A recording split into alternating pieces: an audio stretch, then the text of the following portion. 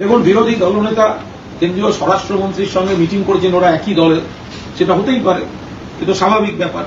কিন্তু আমাদের কাছে যেটা সূত্রের খবর সেটা হচ্ছে যে বাইরে যেগুলো বলা হচ্ছে যে বাংলার বিষয় নিয়ে নালিশ বা অমুক, এগুলো একটি ঘটনাও ঘটেনি।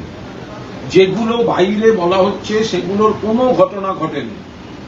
কেন বাংলায় বিজেপি ডুবেছে তার জন্য কৈফিয়ত চাওয়া, বিজেপির এই গোষ্ঠীবাজি, বিজেপির সংগঠনহীনতা, এগুলো নিয়ে তাদের কৈফিয়ত চাওয়া, এই ধরনের কাজকর্মগুলো ঘটেছে।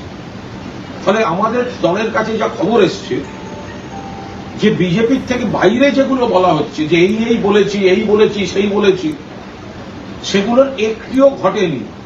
ভেতরে পুরো শার্ট প্যান্ট ইস্ত্রি, এবড়ো খেবড়ো শার্ট প্যান্ট ইস্ত্রি করার মতো বিজেপির কেন খারাপ রেজাল্ট হয়েছে সেই পর্বে বিষয়টা হয়েছে। 2 নম্বর, শোনা যাচ্ছে নাকি পশ্চিমবঙ্গ সংক্রান্ত কোন পেন ড্রাইভ বিজেপির নেতাদের তরফ থেকে দেওয়া হয়েছে স্বরাষ্ট্রমন্ত্রীকে। তো আমি তো যতদূর জানি, কোন ঘটনা ঘটলে দেওয়ার জন্য সেন্ট্রাল আইবি আছে, সেটা তো অমিত শাহের আন্ডারে। কোন ঘটনার ছবি দরকার হলে, কোন ঘটনা পাঠানোর মতো হলে তো সেন্ট্রাল আইবি হোম মিনিস্ট্রিকে পাঠিয়ে দেবে।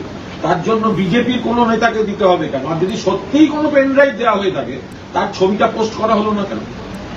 যে ছবিটা পোস্ট করা হয়েছে তাতে তো দুজন ব্যক্তি দুদিকে বসে আছেন।